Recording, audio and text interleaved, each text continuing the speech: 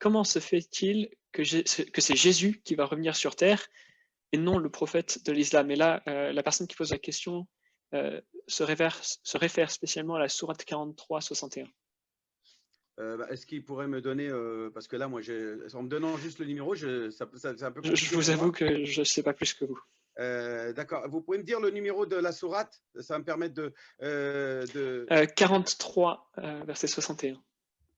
Alors, écoutez, il faut que je Mais je pense que vous l'avez retrouve. dit tout à l'heure déjà, l'idée même que c'est le Messie qui reviendra à la fin des temps et pas le prophète Mohammed. Oui, d'accord. Alors, Dieu choisit qui il veut pour revenir sur terre, répandre, il fait ce qu'il veut. Il n'a pas de compte à rendre à personne, mais cela n'enlève pas, ça donne évidemment un statut, un privilège au personnage qui est Jésus, fils de Marie, par rapport à Mohammed, et cela montre bien que Mohammed n'est pas l'alpha et l'oméga, le seul prophète que Dieu reconnaît comme étant le référent, le guide pour l'humanité. S'il dit que c'est Jésus qui viendra à la fin des temps pour tuer l'antéchrist et répandre la paix, c'est son choix. C'est le choix de Dieu de faire ça et de décider qu'il n'est pas mort, alors que Mohammed, pour nous, il est mort. Il est mort et enterré à Médine dans sa tombe, dès qu'il est mort comme tous les autres êtres humains, alors que Jésus ne l'est pas. Il n'est même pas. C'est-à-dire que nous, si vous voulez, on est encore plus, si on regarde bien, on vénère encore plus Jésus que les chrétiens, puisque vous l'avez d'abord, selon l'histoire, tué, puis ressuscité. Donc il meurt, ensuite il est ressuscité, alors que nous, il ne meurt même pas. C'est-à-dire que dès le début, au moment de son vivant, il est élevé corps et âme au ciel. Donc il n'y a pas de corps où on peut trouver la tombe de Jésus quelque part sur terre, puisque corps et âme, il est élevé au ciel et viendra à la fin des temps corps et âme pour faire répandre la paix et l'amour. Donc oui, et alors, ça montre bien que l'important, ce n'est pas le personnage de Mohammed ou de Jésus, c'est l'important, c'est le message. Et je rappelle que quelle que soit l'issue de ce débat, l'important, ce n'est pas de débattre sur la nature de Jésus. Est-ce qu'elle est humaine, ou est-ce qu'elle est créée, ou est-ce qu'elle est incréée, ou est-ce qu'elle est divine, ou je ne sais quoi. L'important, c'est le message de Jésus. Et pour nous, ce message est le même que Mohammed, que Moïse, Abraham, Isaac, etc. et tous les autres prophètes que Dieu a envoyés pour l'humanité ou à une partie de l'humanité. Donc, juste pour vous relancer, ce que vous dites, c'est que vous-même, vous n'avez pas la réponse, si ce n'est de dire que Allah est libre de faire ce qu'il veut et de renvoyer qui il veut. C'est bien ça? Oui. C'est-à-dire que voilà, Dieu a décidé de donner ce privilège à Jésus, c'est son choix. Pourquoi je devrais donner une explication logique et rationnelle sur ce que Dieu décide? Dieu a décidé que ce serait Jésus. Et bien, pas, Monsieur Moukari, Moïse, je vous donne la parole. Oui, notre frère, il a expliqué que la différence, pourquoi ce n'est pas Mohammed mais Jésus qui va revenir, il a expliqué. C'est parce que Mohammed est mort, il est dans sa tombe, alors que Jésus, selon la version musulmane, il n'est pas mort. Donc voilà, il a été élevé au ciel, et donc, comme tous les êtres humains meurent, il doit revenir sur terre pour achever sa mission, et à la fin, il va mourir. Achever sa mission, parce que pour l'islam, Jésus n'a pas achevé sa mission, étant donné que les Juifs se sont mis contre lui et qu'ils ont failli le mettre à mort. C'est parce que Dieu est intervenu et qu'il l'a élevé à lui qu'il n'a pas été mis à mort. Donc il reviendra pour achever sa mission, et comme tout homme meurt, eh bien, il va mourir. Vous prenez les mots de la bouche. J'aurais pas dit mieux. Ceci dit, lorsque nous lisons les évangiles, nous voyons que Jésus, c'est bien lui qui est mort sur la croix et qui a été enterré. Et si on avait des doutes, eh bien, les évangiles nous disent qu'avant de monter au ciel, parce que Jésus est monté au ciel 40 jours après sa crucifixion, eh bien, il est apparu à ses disciples à plusieurs reprises, individuellement et en groupe. Et il y avait le fameux disciple Thomas à qui les confrères ont dit « Nous avons vu le Seigneur ressuscité ». Et Thomas a dit « À moins que je voie de mes propres yeux les plaies dans ses mains et dans ses pieds, je ne croirai pas ». Eh bien, Jésus s'est présenté une autre fois à ses disciples, et cette fois-ci, Thomas était avec eux. Et il a dit à Thomas « Viens, mets ton doigt dans mes plaies pour te convaincre que c'était bien moi qui ai été crucifié et qui suis maintenant ressuscité. Et à ce moment-là, Thomas, au lieu de venir mettre le doigt dans les plaies de Jésus, s'est prosterné devant Jésus et il s'est écrié « Mon Seigneur et mon Dieu ». Mon Seigneur et mon Dieu. Donc Jésus, pendant 40 jours, là, c'est une version historique laquelle l'islam ne reconnaît pas. Oui, l'islam d'ailleurs ne connaît pas les évangiles parce qu'on n'a aucune citation des évangiles qui se trouvent dans le Coran.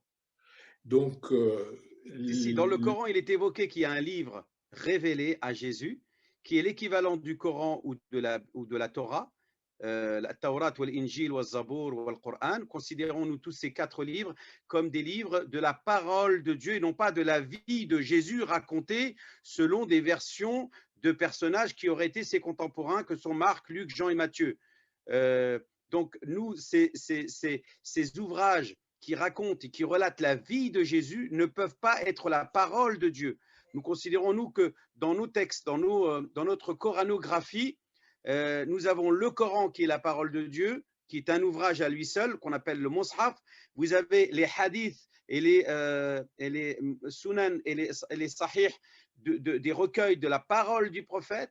Et nous avons encore une troisième catégorie d'ouvrages qu'on appelle les livres qui relatent la vie du prophète, qu'on appelle le Sira Nabawiya. Vous, votre évangile, ou vos évangiles, les 3, sont équivalents pour nous à des livres de Sira, c'est-à-dire à des livres qui racontent l'histoire de Jésus selon la version des apôtres, des 4 apôtres, de ces fameux 4 évangiles reconnus par l'Église. Alors, où se trouve ce livre dont vous parlez? Justement, il est comme Jésus lui-même a fait l'objet de persécutions et qu'il a été élevé au ciel, son livre aussi a été élevé avec lui et il n'y reste aucune trace. Et parce que vous-même, quand moi j'interroge des prêtres catholiques, je ne sais pas pour les protestants, les évangéliques, mais en tout cas, quand j'ai interpellé des gens me disent non, il n'existe pas de livre que l'on peut appeler comme étant la parole de Dieu. La parole de Dieu, c'est Jésus.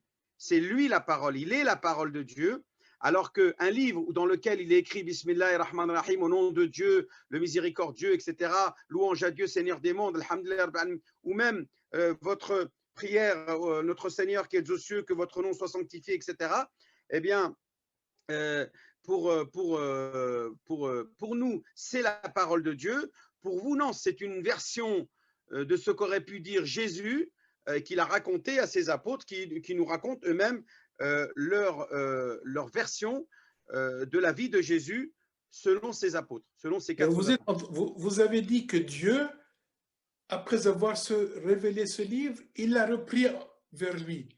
Mais vous vous rendez compte quelle logique il y a à ce que Dieu décide de révéler un livre et puis après de le reprendre? Moi, le Dieu auquel je crois, c'est un Dieu cohérent. Lorsqu'il décide de révéler sa parole, il protège sa parole, il la préserve de toute falsification, de toute altération, parce que sinon, comme le disent d'ailleurs les théologiens musulmans, si Dieu permettait à sa parole d'être corrompue, d'être altérée, de ne plus être digne de confiance, ça reviendrait à dire que Dieu lui-même ne serait plus digne de confiance. Or, Dieu, il est véridique. Donc, tout c'est un raccourci qui me semble assez, on va dire, audacieux, puisque moi, je ne vois pas d'inconvénient à ce que Dieu confie sa parole à des hommes et qu'il les éprouve en leur demandant de le préserver tel quel, et que certains, puisque nous, on dit dans le Coran que la Bible a été hurrifat, je parle de l'Ancien Testament, a été muharrafa, a fait l'objet de falsification quand on parle de la Torah, puisque effectivement, à l'instar des musulmans, les Juifs ou les Israélites ont encore ce Pentateuque qui est les 5 grands chapitres de la parole de Dieu. Contrairement à la Bible, vous-même, vous ne dites pas qu'il existe un livre qui intègre seulement la parole de Dieu. C'est-à-dire que même les ouvrages de Marc, Luc, Jean et Matthieu ne sont pas des livres qui relatent la parole réservée, c'est-à-dire ce que Dieu a dit avec ses mots, c'est une version de la vie de Jésus racontée par des apôtres. Donc ce sont les mots des apôtres, pas les mots de Dieu. Donc vous-même, vous reconnaissez que la Bible n'existe pas. Donc, ce qui est vrai, c'est que la notion… Qui serait parole de Dieu. Ce qui est vrai, c'est que la notion de révélation dans l'islam n'est pas la même que dans le Coran. Dans le Coran, on parle dans le christianisme, on parle d'inspiration. Donc Dieu inspire les auteurs de l'intérieur. Il ne dicte pas sa parole comme il l'a fait pour le Coran. C'est un point de divergence, en effet. Voilà, nous avons ici on dit à qu'il deux dicte. Notions différentes de révélation dans le christianisme et dans l'islam. Mais on croit aussi que Dieu a dicté des mots à Jésus, des textes à Jésus, et que ces textes-là ont disparu. Et de la même manière qu'il l'a fait à Moïse, puisque je rappelle que vous aussi, vous reconnaissez que l'Ancien Testament est bien la parole de Dieu, donc les mots de Dieu, qui ont été retranscrits dans un livre qui s'appelle la Torah.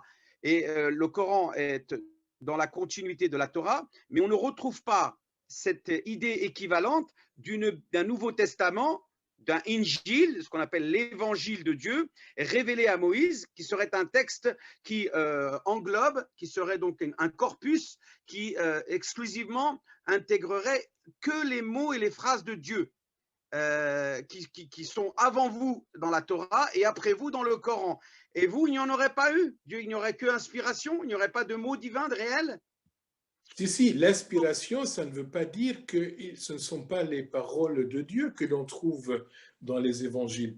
Je crois qu'il faut lever un malentendu.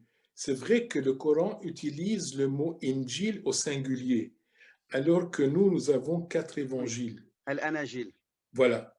Il faut lever un malentendu. Il y a un seul évangile si on parle du message. C'est le seul message, l'unique message que Jésus a prêché. Par contre, il y a 4 évangiles en ce qui concerne la transmission de ces messages par 4 témoins différents. Donc, les témoins, c'est comme si un événement se produit à Paris ou ailleurs, et puis il y a des journalistes qui vont. Et chacun de ces journalistes va rapporter ce qui s'est produit, mais de son point de vue. Ou bien le président fait un discours et il y a 4 journalistes qui rapportent son discours d'une façon différente. Donc, le spécialiste en économie, il va surtout s'intéresser à ce qui est de l'ordre de l'économie. Celui qui s'intéresse à la politique va rapporter, etc. Donc, il s'agit d'un même message, mais perçu et rapporté de 4 façons différentes. Et la diversité, c'est la richesse. D'accord, messieurs, on va se recentrer un petit peu sur les questions du public.